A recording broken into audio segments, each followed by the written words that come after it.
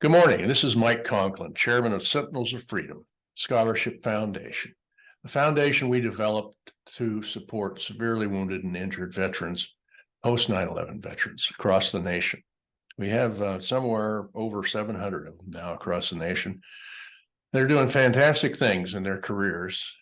We find that they also, in the 85 to 90 percentile of them, are doing volunteering work in their community. And you ask a question, wait a second, these guys have done enough. Why did they do that? Well, our slogan is veterans never stop serving, and they are proof of that. So we have invited a lot of them to come on the podcast. We call Veterans Never Stop Serving today. And throughout every week, we do two or three, or try to do two or three. Depending on everybody's schedule, it's a little tough, but works out pretty good, these podcasts for us, and gets the word out that we owe a huge debt of gratitude to our veterans, but we can do more than say thank you for your service. Every community can do more than that, and so that's really what our program is all about, is to get our veterans in our program through their education and onto their careers, and their careers widely range from medical to legal to finance, you name it. In almost every business discipline, we have a sentinel, as we call them, sentinels. And so today we're honored to have Chris Lammy, a United States Air Force, served 10 years. He's a tech sergeant, E6, and worked his last deployments with special operations. Has been to Iraq, Afghanistan, and came to us, met Chris back in Washington, D.C., had a good talk with him, and asked him if he'd be interested in joining us and letting us help him kind of across the finish line, let us walk at his side. And that takes a certain amount of trust on both sides. We have to trust that the individual we're investing in, we don't call this a charity, is ready to move forward in their lives. And they have to trust us that what we say is going to happen. Our support is not going to go away. And so we brought Chris on. He already had his bachelor's degree, which he got in service, and which is unusual, not totally uncommon, but it's most of our military members don't take advantage of the in-service tuition that is available to them. Chris did, got his undergraduate, and then went on to his Juris Doctorate, and has graduated from that. So we'll let Chris tell his story. And Chris, great to see you. You look healthy and strong and happy. Man, thank you. It's good to see you. I'm happy. I'm all of those things. And you get your big dog behind you. I do. I got a couple of them back there. That one's Molly. Molly, actually, I'm a dog trainer now. Yeah. But that's one of the dogs that went through my program. She's fantastic. Awesome. But yeah, I kind of want to start by saying thank you. Just the most sincere thank you I can give, not only to you, Mike, but to your entire team. Avila, Samantha, the breadth of what you guys offer goes far beyond financial support while myself and these Sentinels are in school. The wealth of resources that you can give to us and to these incoming Sentinels is unbelievable. And more than that, the mindset that we are here to help. You are here to help. I remember I was in DC, and one of the board members, Stacy Hadika, found out that I was there, and she came and she met me, and she brought me out to dinner, brought me to a beautiful dinner, and gave me her cell phone number and said, "Look, while you're here, if you need anything at all, you let me know." And that's how everybody has been. And Stacy is an attorney with Hogan Lovells, the largest law firm in Washington, D.C., and just a wonderful person. Yeah, wonderful person. I'm really blessed to be able to not only to meet her, but every one of you that I had an opportunity to come out to California and see you guys, and it was being a Sentinel Freedom was life changing, and I use those words very purposefully. And so with that, I guess I can go ahead and jump in and start with. Sure. Yeah. Tell us a little bit about your life. It's been a little bit of a ride. So after I grew up on the Mississippi Gulf Coast, Long Beach, and Hurricane Katrina hit in 2005. I had just had a daughter. My first daughter was born a couple months before that. Katrina hit and kind of just threw our world into a loop. And didn't really know what I was going to do. So my wife at the time and I decided that the Air Force was the right thing to do. We joined the Air Force and we were stationed in Japan. So without going too far into all of the things that go into the military in a 10-year career, I was a security forces member, which is military police. And then after about 5 years, I transferred to a canine handler. I deployed to Iraq twice, to Afghanistan once, Jordan once. And then a lot of little small trips here and there. I wasn't special forces, but I deployed with two special forces deployments numerous times, including a 5 month trip to Afghanistan with the Navy SEALs, and kind of just did stuff that Navy SEALs do. And a lot of my injuries, physically, I was hurt, but the mental injuries were really what followed me for a number of years. So after about 9 years, about the 9 year mark in the Air Force, it was kind of that time where like, okay, am I going to do the 20 or am I getting out? I had finished my bachelor's degree, like I said, and I knew that I wanted to continue my education, but really had no idea what I wanted to do. I also knew, I figured at that time, like, okay, my body and my mind are I need to get out. I need some help. And I need to, I had, so there was one event that really kind of triggered a changing point in my career, and where I was like, no, I need to leave. I need some help. We had an op order for an exercise, which an op order is something you do. It's everybody gets together and they plan out step by step what the operation is going to be prior to that operation. And it was on base. It was in an exercise. So we weren't going anywhere, but sitting in that auditorium, there was about 300 of us all together. And I was sitting in the bleachers, and I had what to me felt like a flashback. I had an anxiety attack or a flashback, whatever it was. I was frozen. I was panicked. I started crying and sweating uncontrollably. I couldn't move. So I just sat there until all of this was done and everybody left. And I sat there and I tried really hard just not to call attention to myself. And I left and went to where my wife at the time was, Shayna. She was working on base, and pulled up to where she was, got out of the car, and just broke down. And at that point, I was like, look, I need some help. Yeah. Mental health was still kind of not necessarily a bad word back in that time, but it wasn't necessarily as open as it is today. It was still considered, at least in my realm, it was considered a weakness.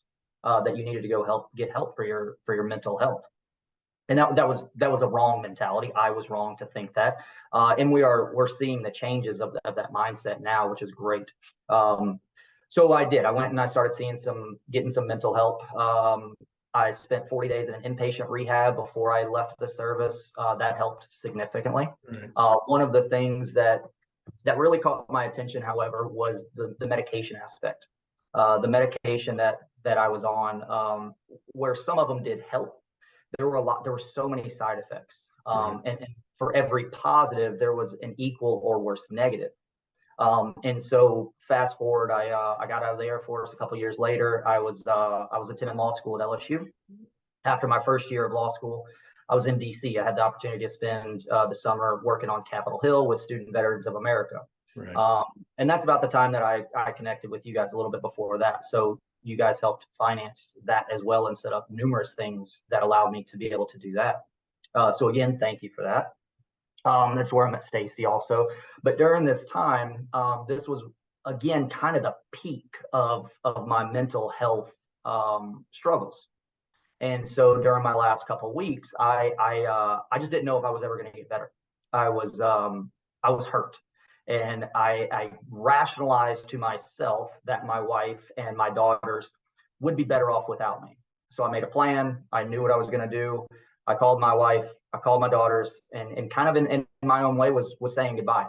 And so I talked to my daughters, and as I was talking to them and hearing them talk to me, I knew. I was like, oh no. These girls need me. And they don't need this Chris. They need this Chris, the one that's sitting in front of you right now.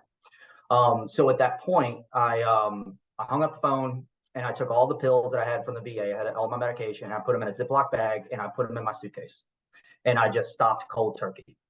So I went back, I came back home to the VA. I made an appointment with my psychiatrist, and I told him, I said, look, I was like, I know you're not supposed to do this. I know you're not supposed to cut cold turkey. I know these are there can be some dangerous side effects that come along with it, but I was done. Like I was gonna do it. And I'll never forget, he sat back in his chair. He's this real quiet old man. And he sat back and he folded his hands. He said, I'm sorry to hear that. That's a really bad side effect of those drugs. And he kind of saw my face. I said, sir, I was like, I'm seeing you for depression. I'm seeing you for anxiety, post-traumatic stress, and bipolar. I was like, and you gave me drugs that have a side effect of suicidal ideations and suicidal thoughts. Sure. Yeah. And he said, look, I get it. He's like, I get it. He's like, but we just don't have any way of understanding how these drugs are going to affect people. So at that moment right there, that was at that moment inside my head, sitting in that office in the VA in Hammond, Louisiana, it dawned on me. It just light bulb moment. No one's coming to help you. If you want to feel better, you are going to have to find a way to feel better. You can continue doing the therapy, which I did, and you can continue reaching out to people and getting the support that I did. But if I wanted to feel better, it was up to me. And so I kind of used the resources I had at LSU Law and started researching what were some of the things that people were doing. What were some of the ways that people, not only veterans, but other people that were struggling with post-traumatic stress and anxiety and depression, what were they doing that helped them feel better? And I just started picking and choosing and finding things that worked for me. It was a very, very long road. Some days were worse than others, but some days were better than others. Eventually, I started realizing I found meditation helped a lot. Meditation was significant in my life. Marijuana helped a lot. It was right at that time where marijuana was getting a lot of positive attention. It was being decriminalized in a lot of states. A lot of the research was showing very positive. So I went to my doctor and I found some, and I used the medication and I used it as a medication, and I used the meditation. And after a little while, I found myself smiling again. And not that fake smile that we put on in front of everybody so that they can't see the real us, but a real true smile. I started having belly laughs again. And most importantly, I started sleeping. And once I started sleeping, everything else kind of started to fall in place very, very slowly. And people ask all the time, they see me now, like, what did you do? How did it work? And like, it's little bitty steps. It's little bitty steps here and there. And it's not going to be a gradual thing. You're going to have bumps, and you're going to have dips, and you're going to have bad days. And it's different for everybody. It's not, you can't, very different. Yes, one sir. one size doesn't fit all. You're right. Yeah. And you gotta, and that's kind of what that light bulb moment is. I am a unique individual, and I need to find what works for me in order to feel better. It's also not just veterans that have these things. I mean, there's a lot of people in the civilian world that face depression, and some of them can get PTSD from traumatic incidents. And so, you can't just label PTSD as a veteran's not a disease, but a syndrome, I guess. Disorder. Yeah, you're exactly right. And that's one of the things that helped me a lot, actually. And I'm glad you brought that up. During my second year of law school, so after my DC experience, I came back and I had 2 more years, and I became very vocal on campus about my struggles and about my mental health and about what I was going through and about what I was trying to get over.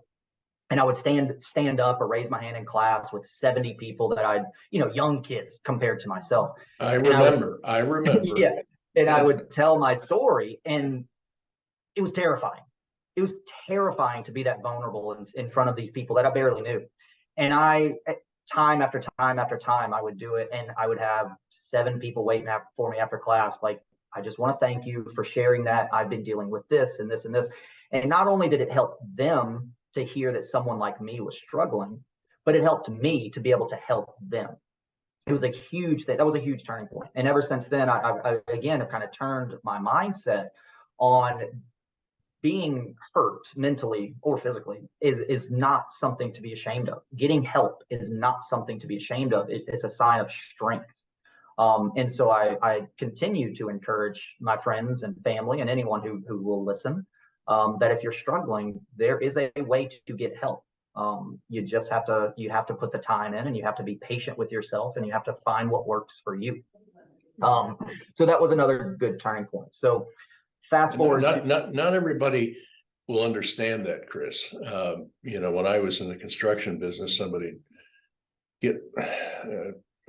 claim that they had a bad back and go off on workman's comp or something like that, and we'd all think, oh, what a sissy, suck it up, until it happens to you, which it did to me. I was crushed by a tractor on a job site, broke all my ribs, almost cut me in half, and it took me 2 years to get back on my feet. And I remembered those days when all the other carpenters and tradesmen on the job would think, oh yeah, the guy's quitting. He says he has a bad back, he can't work. We didn't understand it, and we kind of looked down on him until it happens to you, and then you really understand. So not everybody out there can understand injuries because it's never happened to them. They can understand it if it's somebody in their close family because they're with them every day and they can see their pain. But pain, whether mentally or physically, is debilitating. It can run you into depression. It's demoralizing in a lot of ways. And absolutely. It absolutely is. You found that path and fought through it, and that's a sign of your character. You've got good character traits. So I think that you're talking to us today, and this is again the beauty of this podcast series, is that it's a teaching moment for people, and hopefully somebody, you have to go and ask for help. Don't be afraid to ask for help. It doesn't make you lesser of a person. Absolutely. And there is help out there. The veterans that get in trouble, or anybody that gets in trouble, is they kind of go into a dark place. They won't ask for help. They think there's something that will never get fixed, and that they're sick. And then you go to the doctors, and the doctors say, yeah, you're sick. And then all of a sudden you start to get into this mindset that you're going to be sick forever. And that's, you are absolutely right. Where your mindset is a very powerful thing. Whether you go down or up, it's going to keep going. And I love what you just said. I'm going to take it one step further. Even outside of pain, just general struggle. Everybody has a struggle in their life. Everybody does. Those struggles, if you do not let them weigh you down, will make you stronger. All of these struggles that I went through taught me a lesson. I know myself very well now as a result of coming from where I was to where I am. And without those struggles, without that pain, I would not have found those parts of me. I would not have understood the strengths that I have if it weren't for those weaknesses, and trying to figure out how to not compensate, but to overcome those weaknesses and those struggles and those pains. Yeah. So you're right there. If you can, and another thing, and in addition to that, kind of the other side, one thing I've learned is people are ready when they are ready. Just like me sitting in that office in Hammond, that was my time when I was ready. Okay, I am ready to feel better. And until you have that feeling of no, I don't care what the excuses are, I want to feel better. It's kind of tough. It can be tough. Again, your mind can just go. It can just take you and go. Well, you've made it through all of that. We got you through law school, or actually we assisted. You carried all the heavy water through that deal. And I know law school isn't easy, and you're down in Louisiana. Yes. And so I was going back through your file, and I'm looking at it, going, kind of thinking to myself, we sent this guy kind of through law school, and now he's working with canine and doing dog training. And I'm thinking, how do you make a living at that? And then I did a little more research, and it's amazing that the pet industry in this country is $106 billion industry. Almost everybody has pets. And then they talked about COVID, where there was a huge increase in people getting pets, with dogs, cats, goldfish, whatever it is. But you know, it is an industry. It's not a fad. And it's still growing. I growing. read an article yesterday that's supposed to grow another 6% by right 2026, yeah. and at those numbers, that's a lot of a lot of growth. So you're doing a lot of training of dogs for other people. You're making a living. Now tell me how you can, are you planning to kind of leverage that experience into something bigger, or are you comfortable right where you are? That's a good question, actually. So you're right. I took a very indirect path. After I graduated law school, I had 3 job offers and turned each one of them down. I knew that there was no way I could be happy doing that job. There was a whole lot that goes into it, and that's a whole other conversation. But I just knew that Chris was not going to be happy working as a lawyer. So I took my degree. I turned down the job offers that I had respectfully, and was kind of just looking. I knew something was going to come up. I kind of fell backwards into dog training. A very good friend of mine and mentor from the Air Force, that was my trainer at my last duty station, happened to live a town over, and he passed away in 2020. Left a wife and 2 kids and a dog training business. So I went to his widow and told her, like, look, I'll step in. If you want me to just keep it going, I will, or I can just keep it afloat until you find someone else. And it worked, and I just fell in love with the job. Just absolutely fell in love with it. I talk a lot in public speaking about there's things that we can't explain. And for me, and I'm not overtly religious, but I am a believer. The only answers that I can give is, how did we meet this person? How did this happen? How did this person come to us and say, I want to help? Or how did one of the Sentinels come to us? And I just back up and say it's hand of God. And that was, I think, probably an experience you had with your friend. I read the story that he went to help the wife, and then you found it. Yep. And so there you are. I mean, it's amazing how these things handle. And of course, a law degree in your background is going to be very helpful in your business, whatever you do decide to grow or whatever. You're right. And that's where I am right now. So I transitioned from there, and I actually moved back to Long Beach, Mississippi, my hometown, and I started training dogs out of my home. And every single thing. So my law degree taught me about the English language, taught me how pliable the English language was. It taught me about body language, how you use your body. It taught me how the importance of tone. It taught me how to convince people, right? It taught me all of these things that are vital in what I'm doing right now. There is no way I would be as successful as a dog trainer had I not gone to law school. And that's obviously not what law school is designed to do. But all of the things that I learned during that time, including the confidence that it gave me. When I began law school, I suffered greatly from the imposter syndrome, something I'm sure you're aware of. Veterans suffer from it a lot. I did not think I was good enough to do that. I did not think I was good enough to be there. I didn't think I was smart enough.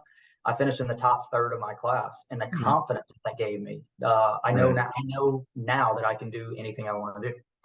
So with the business, it's been September will be 1 year that I've been in business by myself. I have 4 employees right now. I just hired 3 more last week to help me. The demand is so high with what I'm doing that I had to bring in 4 additional people, including Shayna, my ex-wife. She's helping significantly.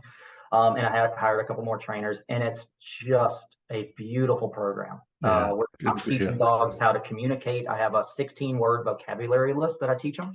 And one of the things that I'm doing more than anything else is actually helping dogs overcome anxiety and fear, something I have a lot of experience with.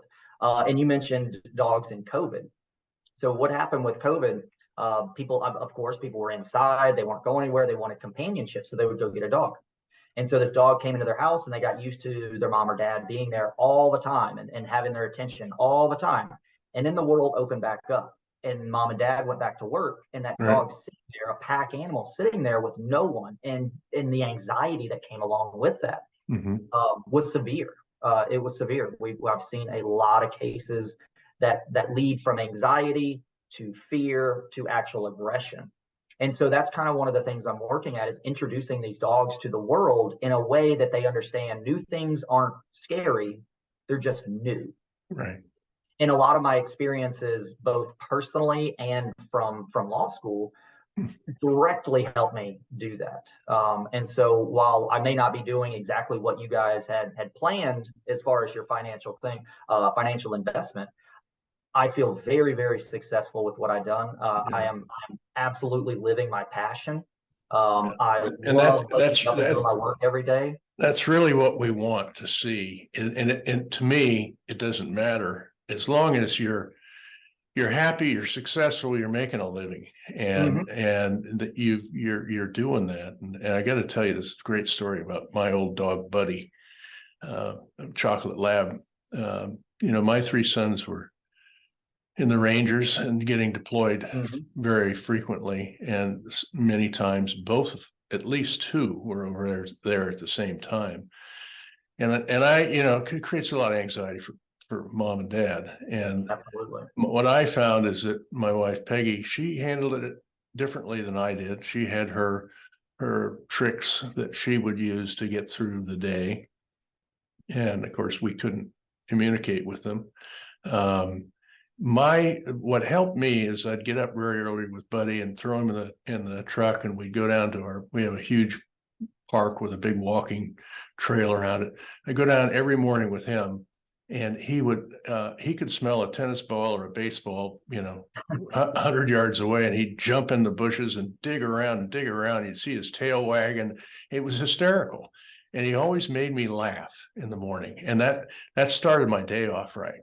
So I'm down there one day and I'm walking around, and I didn't have him on the leash. And of course, nobody's in the park that early. It's light, but it's, just daylight breaking. And come around, and there's a animal control officer who's a sheriff, basically a deputy sheriff. He's got the gun, he's got the whole thing. And he said, excuse me, sir, is that your dog? And I said, yeah, that's my dog. And he said, I see you don't have him on the leash, and we have a leash law here. And, and I said, well, I had him on the leash for a little while, but I said, I let him off. And he said, yeah, I was watching you. And so he's obviously there because somebody complained about a dog off leash. Okay. And I said, okay, write the ticket. And he said, what? And I said, write the damn ticket. I said, I don't want to talk to you. Just write the ticket. And I was getting, mad. But I wasn't going to go off. I just said, I don't have time to sit here and talk anymore. Right? If you're going to write me a ticket, write the ticket. And he said, why are you so angry? And I said, well, I have three sons in the Rangers. Two of them are currently deployed in Afghanistan. And I said, I'll come down here to, try and limit my stress during the day. And the dog is the big part of that treatment for me, if you want to look at it like that. And he looked at me and he said, you know how much this ticket costs? And I said, I don't care. Write the ticket. And he says, well, it's $200. And I said, I don't care. Now I'm getting kind of like, just get it over with, man. And he said, well, Mr. Conklin, I'm gonna let you slide on this one, but please, when you come back down, keep him on the leash. And old Buddy was my therapy during those really kind of dark days. For parents, it's people often forget that, or don't understand that when you guys are deployed, your parents go through a lot of stuff too. I mean, not as traumatic as what you guys do, but here our kids are over there and we don't know if they're coming home. And so that's my dog story, old Buddy. He died a couple of years later, and I was sick. I mean, I'm so used to coming home to a dog. It's tough. Yeah, I've lost one this year, and I've lost one every year for a couple of years. And you're right, dogs are therapy. Yeah, I put the word out, and somebody called and said, we've got this 1-year-old chocolate lab, AKC, all that stuff, shots, chipped, everything else. The guy has to move and he can't take the dog. I went up there the next day, brought the next one home, Good. And she's still with us, Jody. She's getting kind of old, Good. 13. But now you can't underestimate the healing, loving power of a dog or a cat or a pet that recognizes who you are, that shows you affection and allows you to show them affection.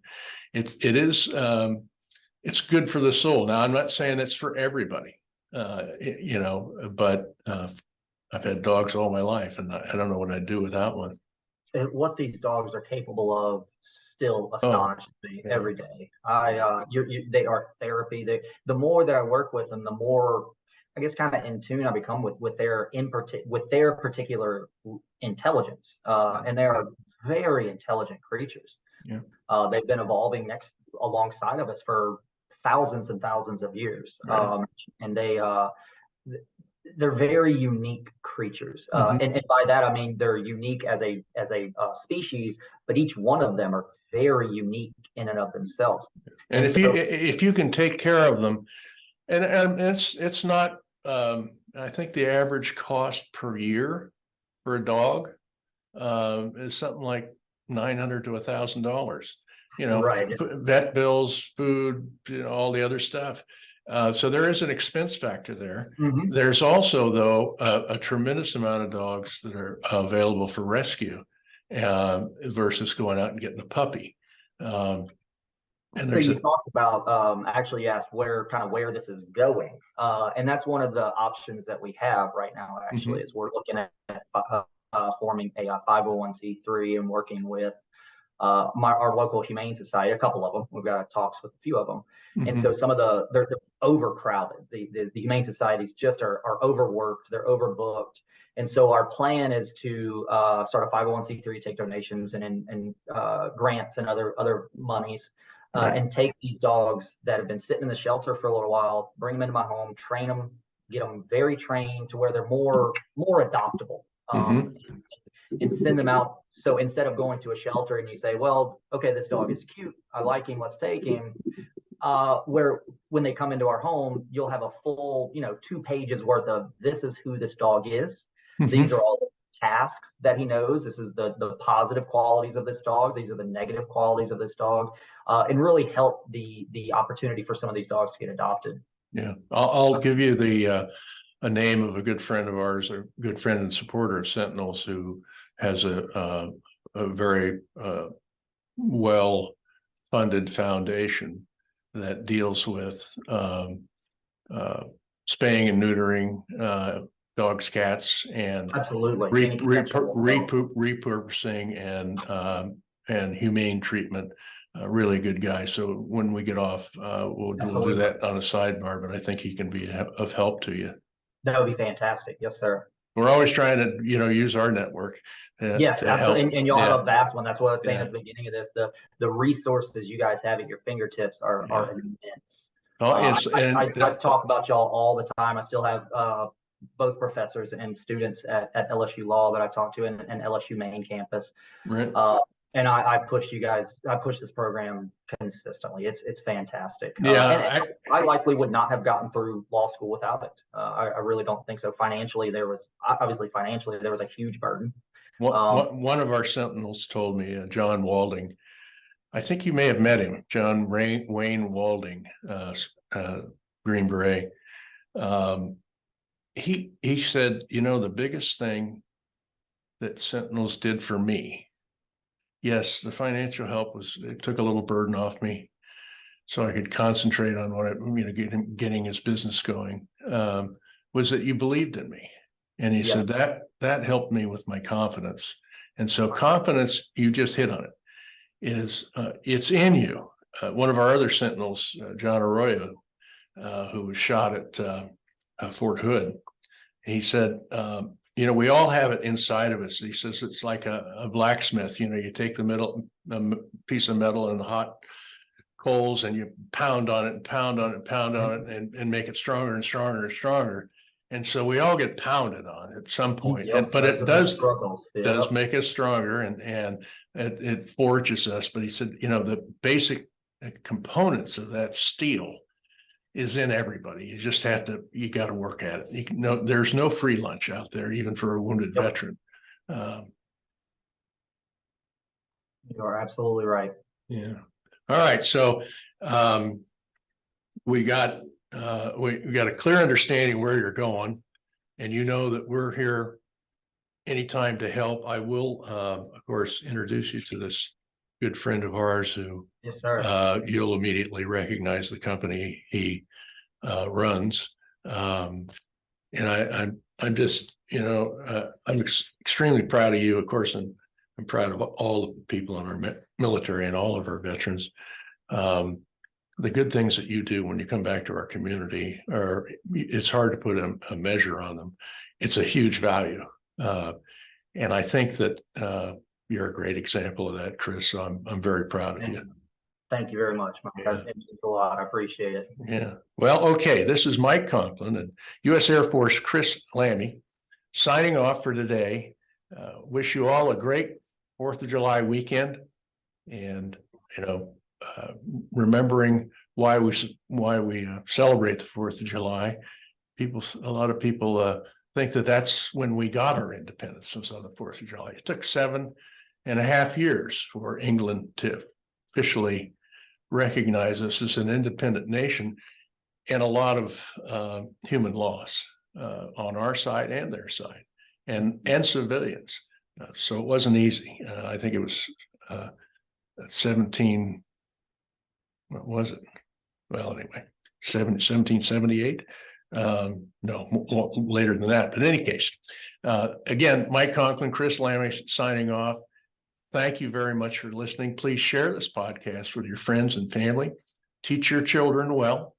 It's never too late to teach your children about the service and sacrifice that our military makes to keep us free and also to maintain our quality of life. So thank you very much.